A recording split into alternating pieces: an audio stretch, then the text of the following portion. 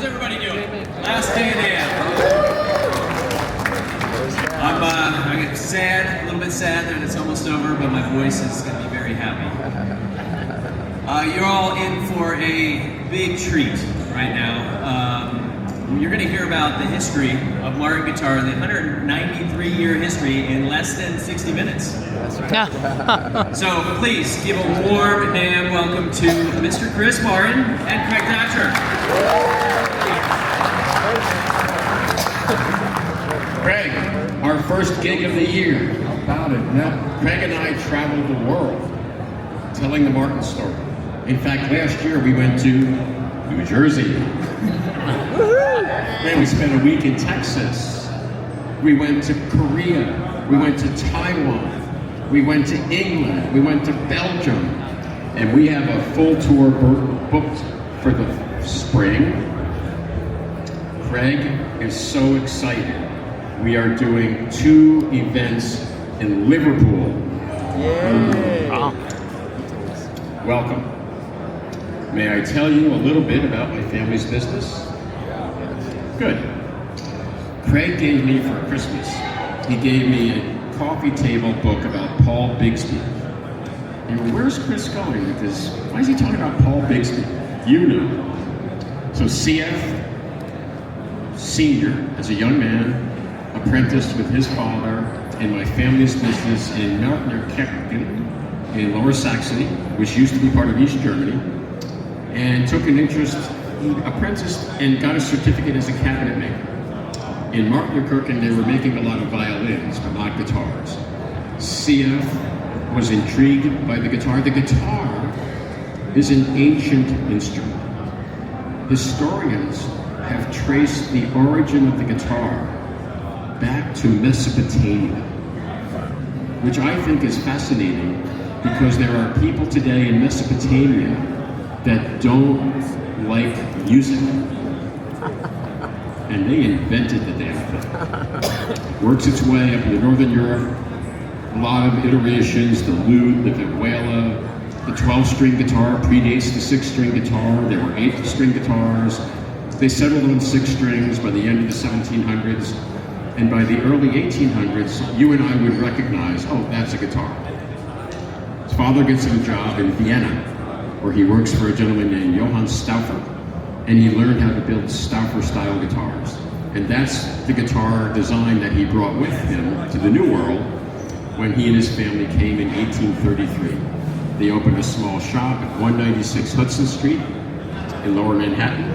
We've been there. There's a plaque on the side of the building to David Yurman Jewelry Building that says this is the location of the first Martin guitar workshop in America. And in fact, the Metropolitan Museum of Art has Martin guitars in their collection, and they acknowledge this is where the Martin Guitar Company started. Heads up, I want to tease this out, that the instrument collection at the Met is buried deep within the Met. Dirk Ziff is donating his collection of 500 guitars to the Metropolitan Museum of Art, and they're going to carve out a whole section of the American wing to acknowledge the importance of the guitar in American musical culture. So hold your hat, that's going to be very exciting. And I can't wait to meet Dirk, because Dirk and I have bid against guitars at auctions. And he won a couple that I didn't get, and I won a couple that he didn't get. So I can't wait. We'll do an event there. It'll be so much fun. Comes to the New World, builds guitars in New York City for 6 years, and moves to Pennsylvania, where we've been located ever since. CF Jr. joins the business. The guitars back then were very small. And in fact, we have a modern reproduction of what would have been a full-size guitar back in the 1800s.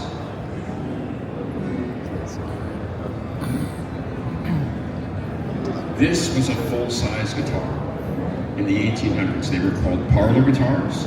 They were played at home in small settings, as often played by women as men. This is a modern version.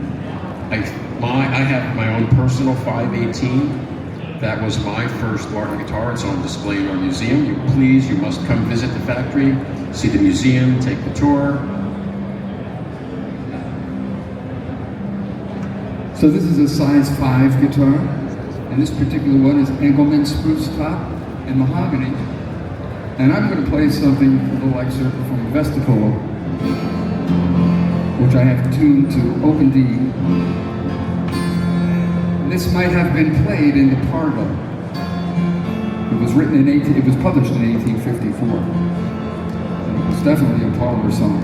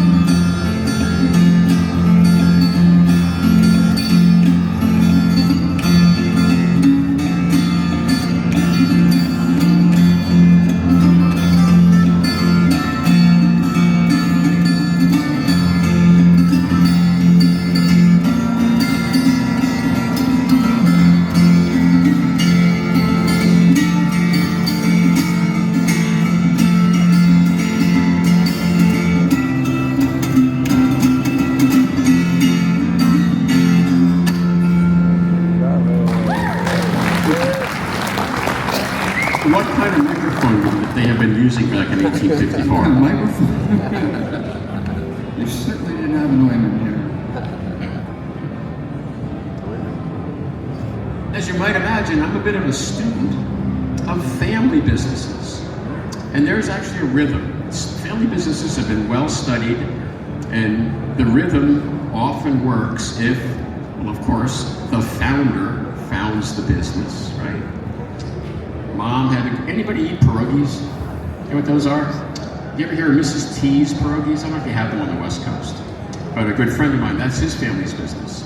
So the rhythm is the founder, in this case it was Tom's grandmother. It was her recipe. In my case, it was CF, Senior. The founder founds the business. The best thing that the second generation can do, don't mess with the sauce. Mom or dad had a good idea, don't mess with it. And I will give CF Jr. all the credit in the world for not messing with the sauce. He was not an extraordinary inventor. He followed in his father's footsteps through some fairly tumultuous times. There were economic ups and downs. There were multiple pandemics in the 1800s. The one that fascinates me, there was a devastating equine flu. And you think, yeah, it's a shame if the family horse died, but if the horse is your car, that's a big deal. And 75 miles from the Martin Guitar Factory, there was a civil war. So I give him all the credit in the world for carrying the business up to the point where the third generation joins the business, Frank Henry Martin. And again, let's go back to family business and the rhythm. Third generation can often be where the wheels come off the bus, right? The third generation thinks, oh, man, this is easy. Do this with my eyes closed. Or they don't even come to work. They sit by the door waiting for the mailman to deliver the dividend check. In our case, Frank Henry Martin, like his grandfather, was an entrepreneur. And he saw that the bowl-back mandolin was coming to America with Italian immigrants and becoming quite popular. We had a relationship with a gentleman named Mr. Zobish. He was our master distributor, older than Frank Henry. Frank goes to New York and said, Mr. Zobish, going to go into the mandolin business. Very exciting. Mr. Zobish goes, oh, young Martin, don't bother. He had his own proprietary line of mandolins, and he didn't want the competition. So they had an argument, and they fired each other. And it was actually a blessing, because from 1896 on, we took control not only of the manufacturing, but the distribution. And today we distribute Martin guitars all over the world. I read an interesting article about that period from 1896 to about 1915, and the author said it could be said at that time that Martin was a mandolin company that dabbled in guitars. I'm sorry, Craig, I don't have a bowlback mandolin here for you to play. Now the guitars are getting a little bigger. A little bigger. People are looking for a little more volume. And there's this beginning of an interest in steel strings, particularly because the banjo and the mandolin were becoming popular and they used steel strings. So we begin a transformation from gut to steel. If you look at the catalogs in that bridge period, gut strings standard, steel strings optional. What do we have next, Sir Craig? Single. Well, this is pretty cool. This is a single O, 12 fret, slot head, koa guitar in honor of Hawaiian music. And Hawaiian music doesn't get enough acknowledgement in terms not only of the music, but of the instruments. Hawaiian music became pop music in the teens and 20s, and the musicians needed bigger, louder instruments. So, and of course I'll get to the punchline, the dreadnought, right? So we're making steel string guitars, making them bigger, louder. The resophonic guitar was developed for Hawaiian music. The early lap steel electric guitars were developed for Hawaiian music.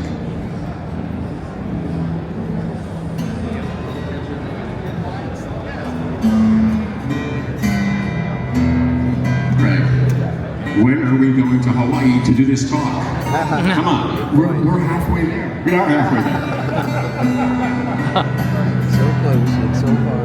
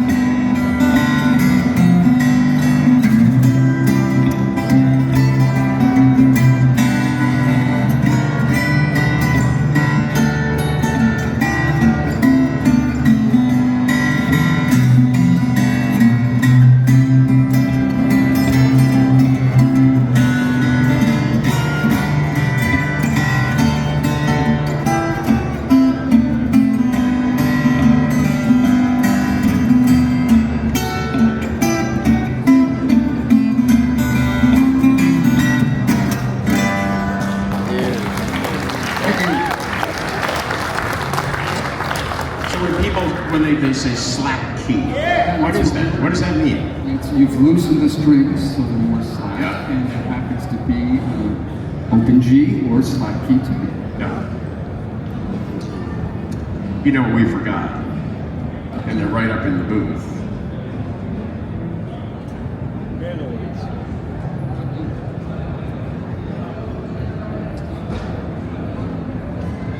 So here's Frank Henry, the entrepreneur.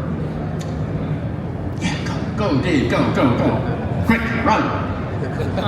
So, Frank Henry, the entrepreneur, rides that mandolin boom, 1896 to about 1915. Okay, what's next? What could be next? So, well, I'll tell the story while Dave is not running. He's just kind of meandering. All right, so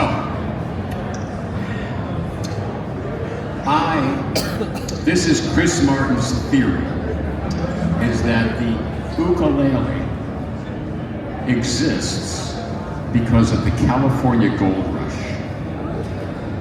All right, Chris, where are you going with this? So they find gold up in the hills, up in the Sierras, northeast of San Francisco. And of course, there's this gold rush. And of course, what's the old saying that by the time most of it got there, the gold was all gone? But some people actually found a fair amount of gold. And they're like, I need to go find some civilization. So they roll into San Francisco with a bag full of dust, and they convert it to money, and they decide they want to have a good time. Now, we won't talk about some of the things they might have done in San Francisco to have a good time, but one of the things they wanted was a sweet dessert. I just want a piece of cake. Been up in this stinking camp, panning for gold for 6 months. So the sugar came from the Caribbean, the long way, around the Horn, right? A long way up to San Francisco. And entrepreneurs said, man, there's got to be a better way, a more efficient way to get sugar to the West Coast. So they go to Hawaii. And sure enough, sugar cane grows like a weed in Hawaii. And the native Hawaiians are, first of all, what are you white people doing here anyway? Oh, nothing to see, we're just going to take over your islands. And wouldn't you like to have a job cutting sugar cane with a machete? And they're like, no interest. The entrepreneurs ended up going to Portugal. Portugal, particularly Lisbon, was the wealthiest city on earth until they had one of the most devastating earthquakes ever recorded, leveled the town. Interesting book about, was it God's will or was it science? Really interesting book about that period where people were wrestling with, is this God's way of, whatever, I won't get into that. So they hire these young Portuguese men who were comfortable on a boat, because it's a bit of a long trip from Portugal to Hawaii. They go with their families, they get there, and even some of the Portuguese men are like, this isn't fun with the machete, but our community loves music. Why don't we make reproductions of the Portuguese instruments, the folk instruments that we left behind? So they start making a machete, and it morphs into the ukulele. And the Hawaiians incorporate the ukulele into their musical culture. Frank Henry saw opportunity. Martin is the world's oldest continuous manufacturer of ukuleles. So the Beatles, of course, were big fans of ukuleles. It's said that George Harrison would drive around with several ooks in the boot of his car, in the trunk, and he'd hand them out to people. This particular song was played at George's memorial.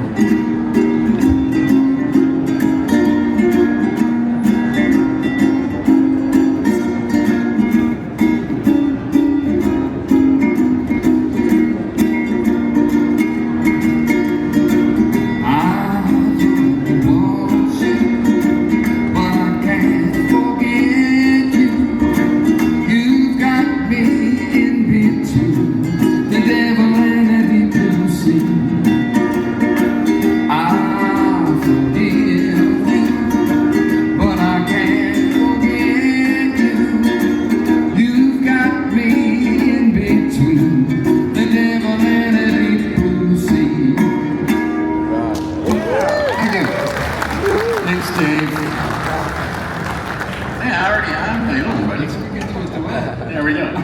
So here it is. That's the top of the line. That's the 5K. It's sort of the D45 of Martin Ukulele's Hawaiian Koa. So Brian Hearn and I were just talking before the talk, I'm giving with Craig, about Koa wood. It grows only in the Hawaiian Islands, only in certain places in the Hawaiian Islands. It has to do with altitude and a lot of different things. So think about this. From 1915 until 1929, we made more ukuleles than we did guitars. So Martin was an ukulele company that dabbled in guitars. Someone in roaring 20s wants a 5K. So they cut a koa tree down in Hawaii, and they find it has curl. Well, right then the sawyer and the landowner sit down and toast each other. Because this wood has been and continues to be extraordinarily rare and valuable. They cut the log into flitches, they get it on a boat, they send it now down through the Panama Canal. Oh, the Pan-Pacific Exposition, right? Which celebrated the Panama Canal and the World's Fair in San Francisco. They send that flitch of curly koa wood to New York City, to the Monteith Company, who were lumber wholesalers. And my grandfather and great-grandfather go to Monteith and say, we'll take that board. They schlep the board back to Nazareth. They make a 5K ukulele out of it and send it all the way back to Honolulu to be sold to a tourist.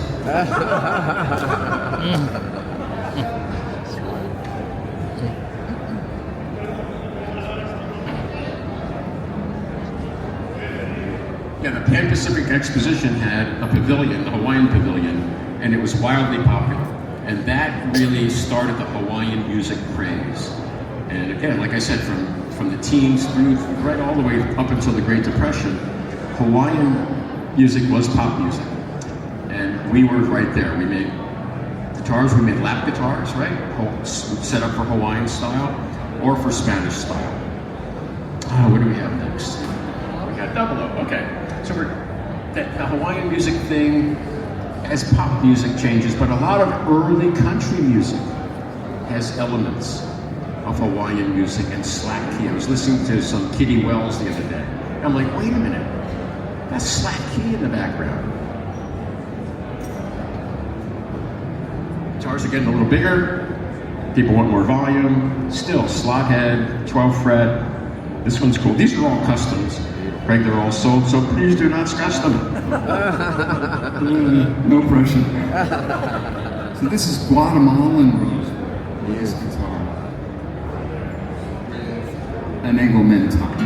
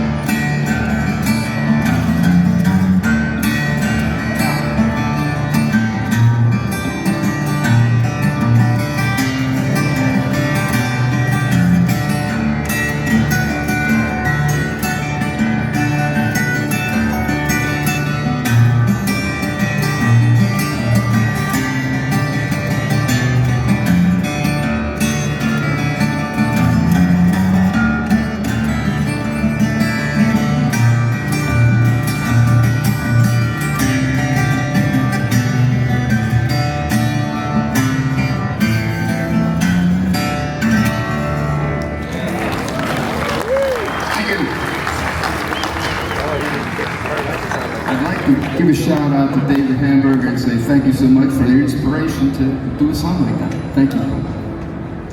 So by the late 1920s, we were all in with steel strings. But basically what all of us who were making guitars then were doing is we were putting steel strings on guitars that were really designed for gut strings. Today we know them as nylon strings, thank you DuPont.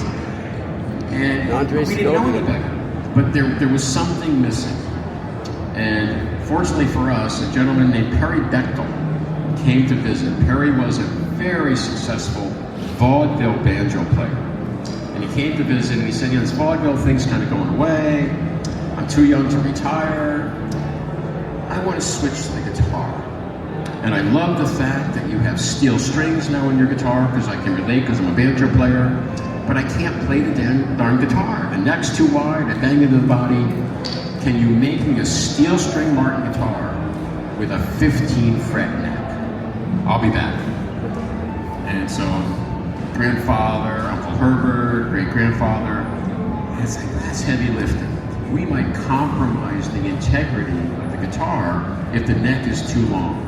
What can we do? What can we do? We were making, not terribly successfully, we were making archtop guitars. And the archtop guitar was designed for steel strings. That's the answer. So we took the 14 fret neck we were using on archtop guitars, reconfigured the neck to body joint so there's no arch, and basically put that neck on a Martin guitar and squared off the shoulders.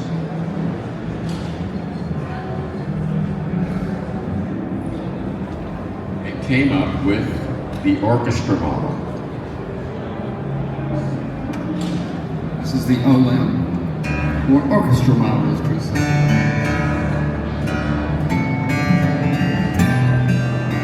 Now the body size is exactly the same as a triple O, but the scale length is 25.5, so it's a little longer, a little tighter scale, 25.5 inch scale.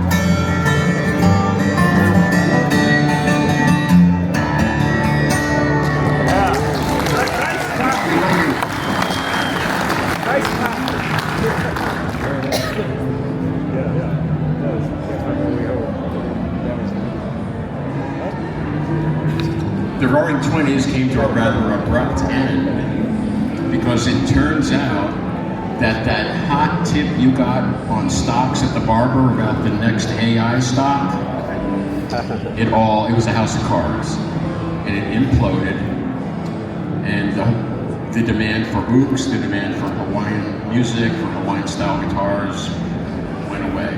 So we tightened our belts. And fortunately, and I think, when you think about country music, real authentic country music, It speaks to the human condition, right? The lyrics of real, of not this overproduced stuff they come up with once in a while, but the real authentic country music speaks, right? And the audience was ready for someone to talk about the trials and tribulations of an economy that was struggling. Talk about politics here. Who knows about the Smoot-Hawley Tariff Act? The Smoot-Hawley Tariff Act was bad for business. I just want you to think about that. The Smoot-Hawley Tariff Act was bad for business. I guess I should move on. But country musicians understood the importance of steel strings and loud and get that sound to the back of the hall. The Martin Dreadnought guitar was invented for Hawaiian music in 1915, and it didn't sell. Today we would discontinue that guitar. Thank goodness we didn't, because in the early 1930s, country musicians were all in on Dreadnought guitars. This is a gorgeous, gorgeous instrument. Yeah, tell the story about that. Sure. So, was that last spring? My daughter Claire, Claire's goes to Syracuse University studying journalism. She's studying abroad right now in London, although this weekend she actually and her friends, they took the Euro train to Paris. What did we do wrong, Craig? Did you study abroad? Yeah, right? So, last year, Michaela, her friend, Dad has a place in the Big Island. Michaela invited us, a bunch of us, to go out to Hawaii for spring break. I'm like, can I go? She goes, Dad, no, you cannot stay at Michaela's dad's house with me and my sorority sisters. I said, no, the house is on the resort. It's on the Mauna Kea resort. So I stayed at the resort. It was lovely. The resort was founded by Lawrence Rockefeller. Beautiful place. And I had a car, and I knew there was this wood vendor up in Waimea, which is where the Koa grows. So I drive up, and I'm walking around, and I meet a young woman who works there, and I introduce myself. She said, oh, let me go get the boss. Boss comes over, he goes, yeah, Bob Taylor rolls in once in a while and buys wood. I said, do you have any Koa? Yeah, I got a couple sets over here. Wow. That's just extraordinary. I did not ask the price. So, thank you, Michaela's dad, for inviting Claire to the Big Island and letting me stay at the Mauna Kea resort. There you go. That's Beautiful instrument. This is an Adirondack top. There's that big Martin tone, rich, full.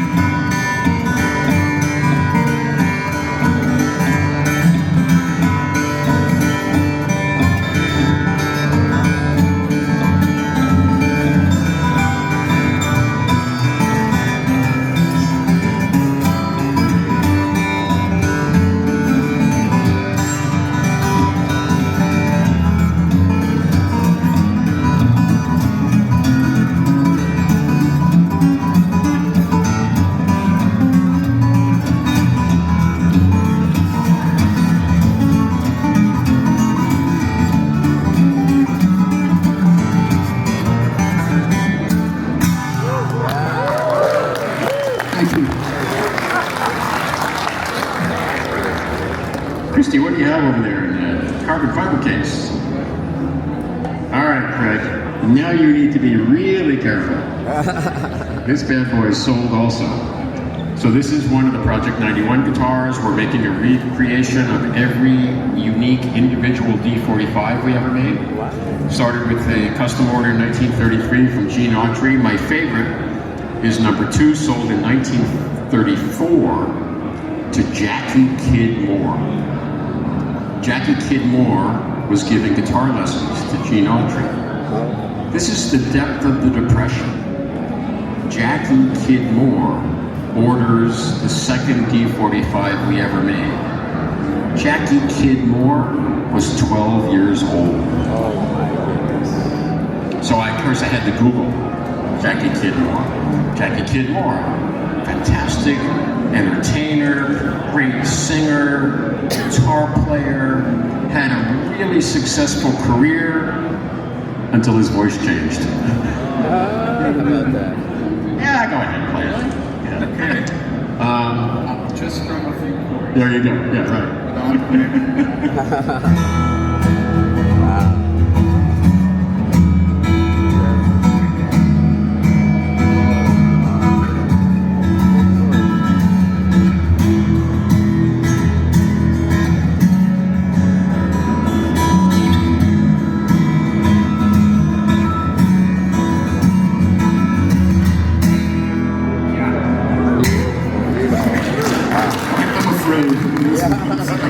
Christy. I'm going to put a little plug in here to our neighbor upstairs. I told you Craig and I travel all over the world, and I love the aesthetic charm of a 5-ply case, those wooden cases. I cannot stand touring with them. Yeah. They weigh 1,000 pounds, and so if you tour, if you have an acoustic guitar, it doesn't have to be a Martin, hopefully it is, that is your pride and joy.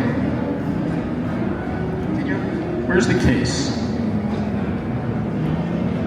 Craig and I tour with TKL carbon fiber cases. And so if you have an interest at all, check them out. They're not cheap, but neither are Martin guitars. Thank you, Vanna.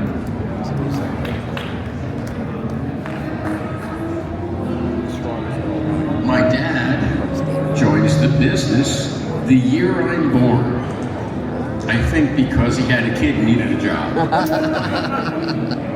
He caught the beginning of what historically now is known as the folk boom. Thank you, Kingston Trio and all those other folk bands that toured college campuses in the late 50s, early 1960s.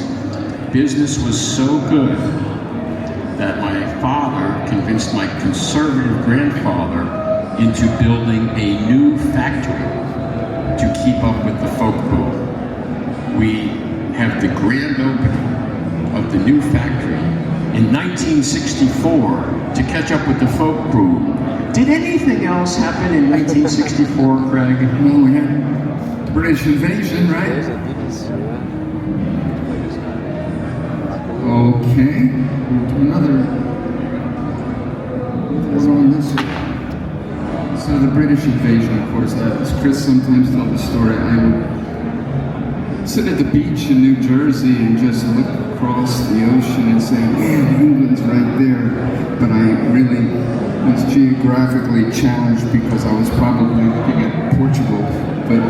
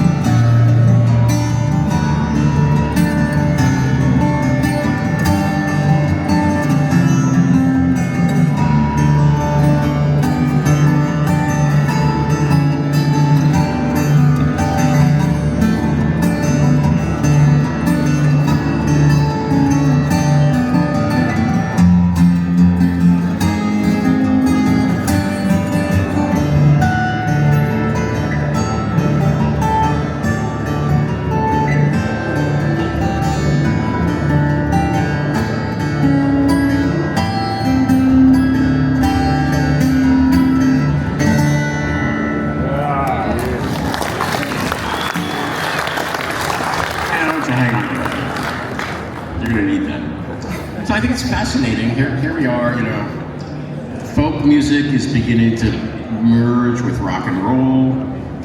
British musicians are coming to America to find the roots of American music. American musicians are going to Great Britain to study skiffle.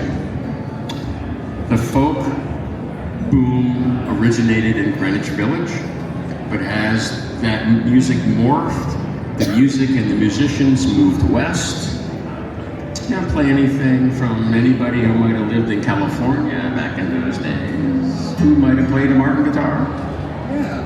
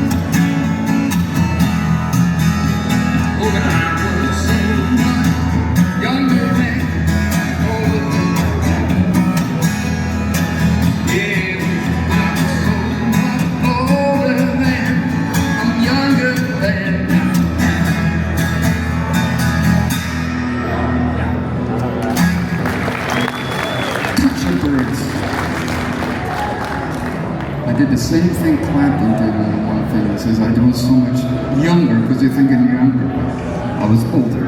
I was old. I'm old. The folk rock thing peaked in the late 1970s. The Eagles were sort of the last significant folk rock band. And business became extremely challenging for my family's business in the 80s. And in the 80s, you could be really successful if you made pointy electric guitars for hair metal bands. My dad retires, I'm out of college, I'm in the business, very difficult time. My grandfather retired, my grandfather passes away, and I get put in charge at age 30-something. Scared to death, but we hunkered down, we soldiered on, and Dick Boak comes into my office. My colleague Dick Boak comes into my office one day. He goes, I got an interesting phone call. Yes, tell me more. From MTV. Yeah, MTV, the rock video station. Yeah. What do they call us for? He said, that's what I said. What are they calling us for? He goes, well, you know, we're kicking around this idea. Just thinking it might be fun. Get some famous rockers in the studio and have them play their famous rock songs on acoustic guitars. That's not a bad idea. Why are you calling Martin? Well, first of all, we don't even know if they own acoustic guitars, and we're going to film some of the shows live in New York, and maybe they don't want to travel with their guitars from the West Coast or from London. Could we borrow a couple of guitars? And Dick's asking me for permission. And I'm like, all day long. Right? Dick would get a call from them on a Monday, so-and-so's coming, they want a blah blah, and such and such and a so-and-so. MTV Unplugged started slow, but it built momentum, and it built momentum.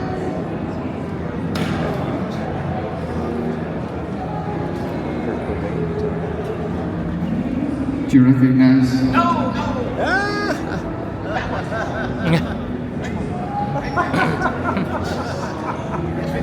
Jumping ahead, yes. Do you recognize this one? Good recovery. I'm really getting old.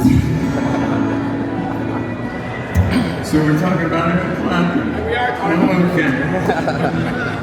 So Martin has had a long association with Eric Clapton. And as a matter of fact, just I believe it was last year, it was the 30th anniversary of the Clapton was coming out.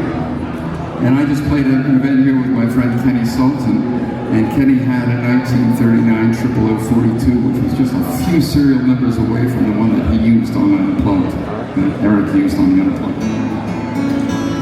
Chris likes me to play this song. In standard tuning.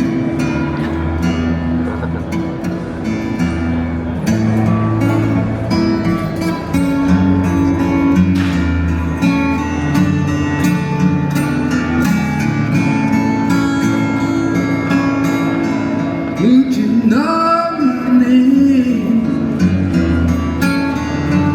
if I saw you in heaven? Would it be the same if I saw you in heaven? I must be strong and carry on.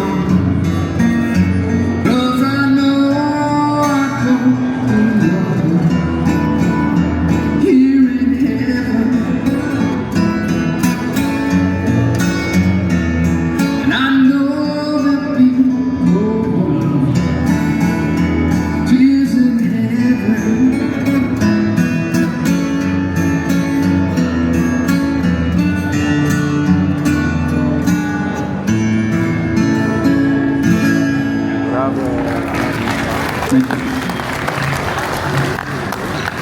I think we're almost done, Craig. But maybe one more. Okay. So Mike Nelson, I don't know where Mike is.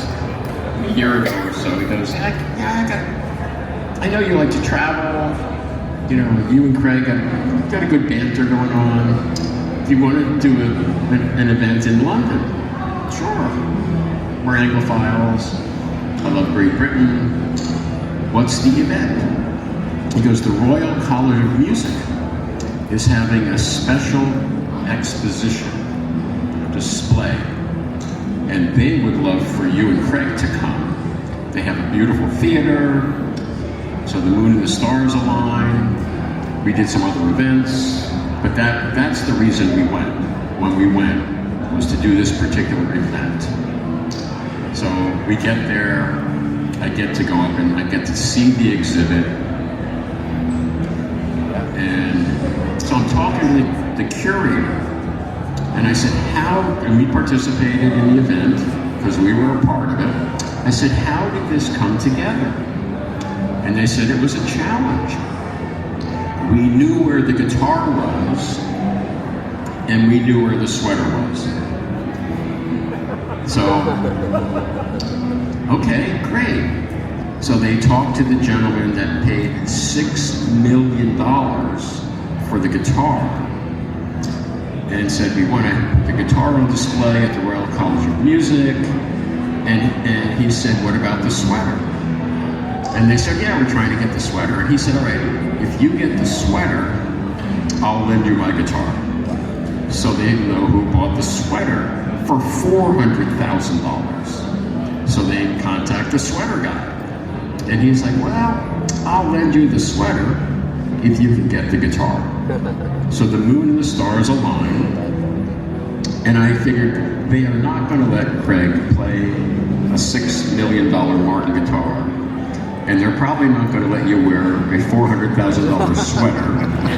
So I was talking to the curator and said, anything funny about this? He said, the funniest thing was going to meet the owner of the sweater, assuming we're going to meet at the bank somewhere, right? And they're going to open the vault, and then open the thing, and out comes the precious sweater.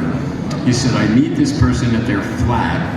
They walk over to a closet, pull out a shopping bag, and go, here's the sweater.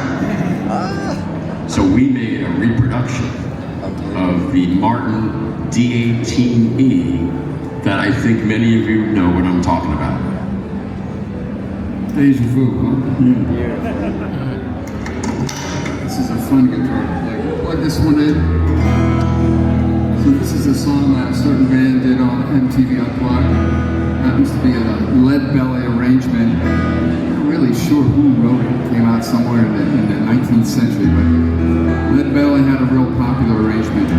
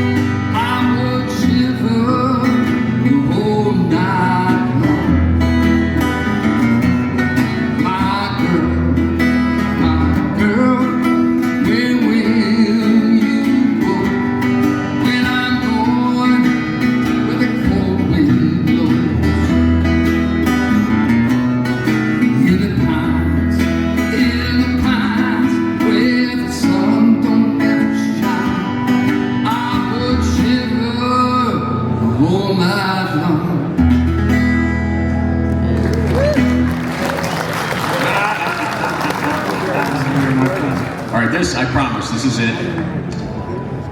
So, not last fall, but the fall before. We go to England. Great market. They love Martins, acoustic guitars, British music. So we're staying in Mayfair, and I'm sick. I mean, I worked when we had to work, but if we weren't working and I wasn't eating, I was in the hotel sleeping, drinking tea. I was that sick. And we were in Mayfair. And can you tell the story about what you were doing while I was in the room recuperating? Well, I went down to Brook Street to visit the Hendrix Handel, or the Handel Hendrix house, where George Frederick Handel had lived. And so did Jimi Hendrix on the other side. Went upstairs in his flat. We had a great time. Talking to the curator, looking at all the things I had, and pretty soon he was asking me questions, and then he asked me if I'd like a job. I said, it's a bit of a commute, but yeah, let's talk about that one. So, I don't have a cutaway on this, so it's a little hard to get up there. It's just like saying something that, normally I play on electric guitar.